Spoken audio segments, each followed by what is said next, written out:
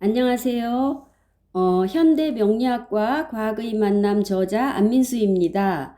이제부터 제가 2026년 병오년 운세를 시작하려 하는데 그에 앞서서 명리학이 어떤 학문 영역에 속하며 과연 미래 예측은 가능한지부터 짚어보겠습니다. 본래 학문은 어떤 분야의 체계적이고 논리적인 지식을 말합니다. 이것은 넓은 의미의 과학이라고도 부릅니다. 이 학문은 크게 네 영역으로 분류할 수 있는데 인문과학, 사회과학, 자연과학, 응용과학으로 나눌 수 있습니다. 우리가 보통 말하는 천문학, 물리학, 통계학 같은 자연과학은 좁은 의미의 과학을 말합니다. 그러면 명리학은 어느 학문 범주에 속할까요? 인문과학에 속합니다. 왜냐하면 명리학은 인간의 삶을 연구하는 학문이기 때문입니다. 그럼 구체적으로 무엇을 연구하는가? 간단히 말씀드리면 오행의 배합을 연구해서 개인의 재능과 능력을 살펴볼 수 있습니다. 그리고 십신의 배합을 연구함으로써 개인의 사회적 관계나 사회적 역할을 볼 수 있습니다. 그리고 격국이론이라는 게 있는데 이것을 통해서 개인의 직업이나 적성을 파악하고 부귀 빈천을 파악할 수 있습니다. 이렇듯 명리학은 큰 범주로 인문과학에 속합니다. 그런데 우리 인간은 우주 자연의 일부이고 지구 세포와 같은 자연 생명체이기 때문에 우주 자연의 법칙 속에서 살아갑니다. 따라서 명리학은 우주 자연의 순환 원리와 상생 상극 법칙을 체계적으로 연구해서 인간 삶에 적용시키는 자연 철학에 속합니다. 여기에 더해서 명리학은 일정 부분 통계학을 포함합니다. 왜냐하면 실제 사주와 개개인의 삶의 검증 과정인 그 임상 통계가 매우 중요합니다. 사주는 2시간 단위로 되어 있어서 동일 사주도 많고 또 우리 인간은 고도의 정신세계를 가진 지적 생명체이고 복잡하고 다양한 사회적 관계 속에서 살아가기 때문에 자연 법칙과 실제 삶의 사건이 100% 일치하지는 않습니다. 따라서 송나라 이후 1000년 동안 많은 명리학자들이 임상 통계가 더해져서 명리 이론이 확립되었습니다. 따라서 명리학은 일정 부분 통계학을 포함하는 학문이라 할 수 있겠습니다. 그러면 여기서 더 나아가 명리학은 자연과학과 사회과학과 밀접한 학문적 연관성을 갖는 통합 학문입니다. 현대 21세기는 융복합학문의 시대입니다. 학문의 경계가 없고 각 분야의 지식들이 서로 연계되고 공유되어서 학문 영역이 확장되고 발전되고 있습니다.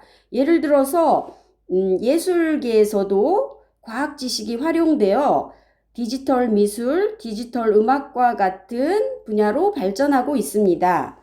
명리학도 이제 양지의 학문으로 일반인들에게 더 자리매김하고 더 시대에 맞게 더 발전하고 명리학이 더 선명하게 이해되기 위해서는 우주 자연에 대한 자연과학적 지식이 필요하다고 생각합니다. 예를 들어서 모든 우주 물질, 생물, 무생물 포함해서 인간의 뇌세포, 손, 발, 자연의 땅, 풀, 암석, 책상 이런 모든 것들이 물리학에서 다 원자로 되어 있다고 밝혀졌습니다. 이런 사실을 알므로써 인간도 자연과 똑같은 존재이고 자연 법칙 속에서 살아가는 것을 깨닫게 됩니다. 또한 지구의 공전 자전 운동을 이해함으로써 오행의 순환 원리와 인간의 그 생장 성멸 과정을 명료하게 이해할 수 있게 됩니다. 그리고 사회과학 지식도 밀접한 연계성을 갖고 있습니다. 왜냐하면 현재 사주 명리 주요 연구 분야가 개인의 재능 탐구나 적성, 그리고 사회적 활동을 하는 직업이고 이런 시대 변화나 또는 환경 변화를 잘 알아야 이에 따른 직업 변화, 사회적 남녀 역할 변화 등에 대한 지식이 잘 알아야 우리가 명리 통변을, 명리 사주 해석을 더 정교하게 잘할 수 있습니다. 그러면 다음으로 미래 예측성에 대해서 한번 말씀드리겠습니다. 2026년 병우년에 대한 미래 예측이 과연 사주 명리학에서 가능한가 한번 살펴보겠습니다. 그러면 우선 천재 과학자인 알버트 아인슈타인이 미래 예측에 대해서, 우주 자연의 미래 예측에 대해서 어떻게 말했는지 한번 알려드리겠습니다. 아인슈타인은 우주의 모든 사건은 현재의 물리법칙으로 예측이 가능하다. 자연 법칙을 완전히 이해한다면 미래 사건을 정확히 예측할 수 있다고 말했습니다. 그러면 구체적으로 명리학에서 미래 예측이 어떻게 가능한지 사주 8글자는 무엇인지부터 한번 살펴보겠습니다. 사주 8글자는 우주 시공간에서 우리 개인이 태어날 때의 출발점입니다. 이것을 오행이라는 자연 기호로 써서 초기 에너지 상태를 표현한 것이 사주입니다. 그러면 우선 대략적으로 크게 우주의 순환 과정을 오행 사이클로 한번 살펴보겠습니다. 목은 봄의 기운을 표시하는 오행인데 만물을 태어나게 하고 싹트게 하는 에너지입니다. 화는 여름 기운을 나타내는 오행으로 이것은 따뜻한 태양 빛의 영향을 받아서 자연 만물을 성장시키고 확장시키는 역할을 하는 에너지입니다. 그리고 금은 가을 기운을 나타내는 오행으로 건조한 기운이며 결과와 결실을 만들어내게 하는 에너지입니다. 그리고 수는 겨울 기운을 나타내는 오행이며 이는 결실을 저장하는 역할을 하는 에너지입니다. 그리고 마지막으로 토는 이런 목화, 금수, 사행을 보좌하고 조절하는 역할을 하는 오행 에너지입니다.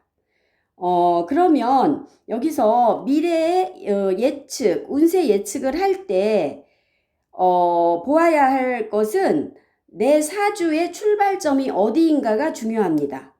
예를 들어서 오행 우주 순환 과정 속에서 내가 여름에 태어난 화일간일 경우 내 출발점은 화입니다. 이때는 만물을 성장시키고 확장시키는 에너지가 충만한 시기입니다. 그러면 내년 병우년이 왔을 때 화일간은 모든 것을 확장시키고 성장시키는 능력을 갖고 있는 사람입니다. 그런데 내 나머지 사주 7글자가 무엇을 갖추고 있는지 보아야 합니다. 만약에 내 사주에 목이 있다면 키우고 성장시킬 대상이 있는 곳이고, 인간 삶으로 비교해 보면 목이 있어야, 즉 목생화가 되어야 내가 씨를 뿌린 과거가 있다는 것이며 실력과 능력을 갖춘 준비된 사람이라는 뜻입니다. 그리고 내 사주에 미래를 나타내는 금이 있다면 화급금해서 성장하고 확장시킨 것을 결실을 맺을 수 있습니다. 더욱 중요한 것은 내 사주에 만약 수도 갖추었다 하면 치열하게 타오르고 팽창하는 화를 상극으로 다스려서, 즉 수극화해서 저장, 유지할 수 있습니다. 그런데 병우년에 강력한 화 기운인 병오라는 에너지가 왔습니다. 이런 여름생, 화가 치열한 여름생에게 또 병우년이라는 강력한 화 기운이 왔을 때 어떤 문제가 생깁니다. 어떤 문제냐면 화가 너무 치열하니까 목을 태워서 사람 관계에 문제가 생길 수 있고 금을 녹여서 재물이 손실될 수도 있습니다. 그래서 화 여름생인 경우에는 병오년 내년에 지나친 욕망과 자신감으로 무리하게 일하거나 사업 확장을 하거나 투기 투자를 자제해야 됩니다. 그리고 건강도 조심해야 합니다. 이렇듯 과유불급, 명리학에서는 퇴가불급이라고 하는데 이 오행의 균형과 조화가 굉장히 중요합니다. 그리고 하나 더 예를 들자면 반대로 겨울생 수가 강한 일간을 예로 들어 보겠습니다. 만약 사주에 수 일간이 금이 잘 갖추어져 있다 하면 금생수가 잘 되어서 과거에 결실이나 결과를 내가 가지고 있는 사람이고 저장해 놓은 잠재적 능력의 소유자입니다. 인간사로 보면 실력과 재능을 갖춘 그런 사람입니다. 이런 사주는 병오년 2026년에 강한 화운이 올 때 자신의 잠재된 실력이나 능력을 사회에 나가서 발휘할 때가 된 것입니다. 즉 기회를 만난 것이고 좋은 운이라고 해석을 합니다.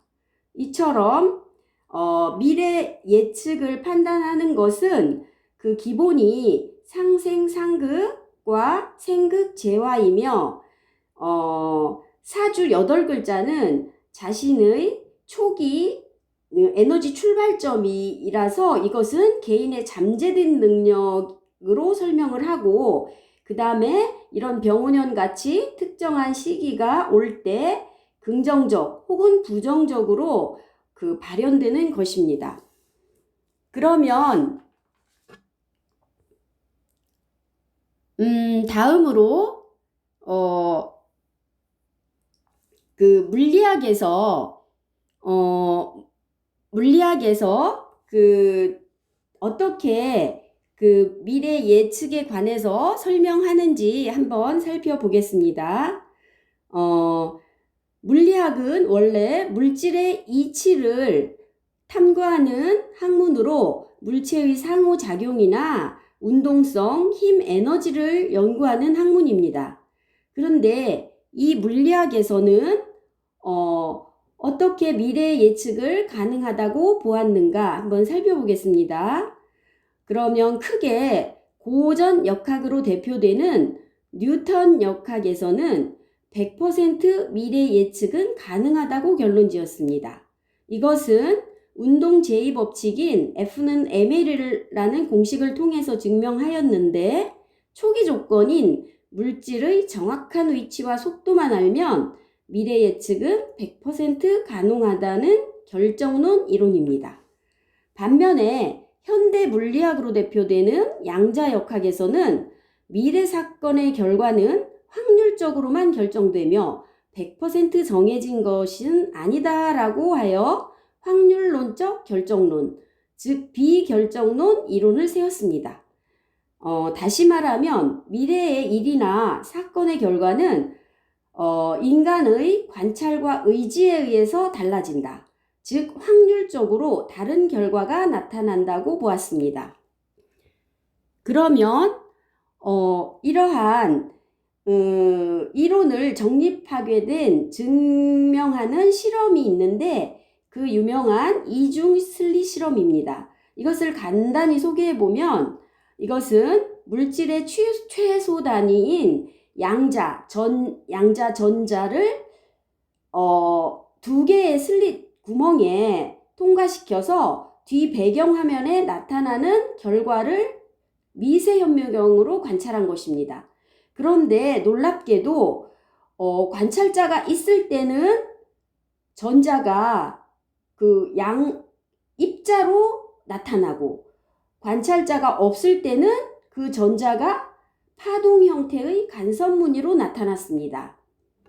이것은 무엇을 얘기하냐면 만물의 가장 그 최소 단위인 전자의 본질이 관찰자, 즉 인간의 개입이나 관찰 유무에 따라서 결과가 달라진다는 결론을 내리게 된 것입니다. 이것은 곧 에너지가 집중된 상태, 즉 인간의 관찰 또는 인간의 의지, 인간의 집중에 따라서 미래 결과는 달라질 수 있다. 이런 의미로 해석할 수 있습니다. 그러면 이런 과학적 근거로 볼 때 명리학에서도 미래 운세 보기에서 우리 인간의 그 생각이나 의지, 결심 이런 거에 의해서 미래 운세가 같은 사주라도 조금씩 다르게 나타난다는 걸 알게 되고 100% 미래가 사주에 따라서 똑같이 결정되는 것이 아니다. 즉 60%, 70%, 80% 이렇게 다르게 결과가 나타날 수 있다는 사실을 알아야 될 것으로 생각합니다. 그러면 다음으로 명리학과 타로 신점과의 차이를 말씀드리겠습니다. 대부분의 일반인들이 명리학과 신점 타로를 같은 것으로 좀 오해하시는 분들이 있어서 한번 짚어보겠습니다. 신점 타로는 개인의 초감각적 능력으로 현재나 미래의 기운을 읽는 것으로 생각됩니다.